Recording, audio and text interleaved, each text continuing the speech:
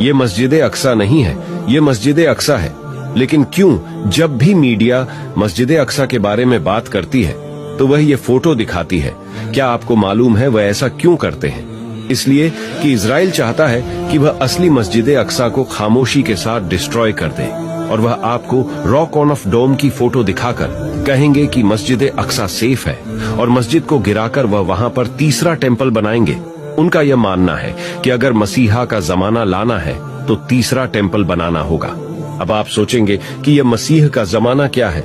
यहूदी लोगों का यह मानना है कुछ जमाना फिक्स है जिसके बाद मसीहा आएगा और वह पूरी दुनिया को एक कर देगा। इजराइल उसके इंतजार में ऐसा कर रहा है। ईसाई मजहब में उसे एंटी क्राइस्ट कहते हैं और इस्लाम में हम उसे दज्जाल कहते हैं। आपको ये ओपन एरिया दिख रहा है, इसको अल अक्सा कंपाउंड कहते हैं। यहाँ पर 5 जरूरी जगह है। पहले जगह मस्जिद अल किबला है, दूसरा डोम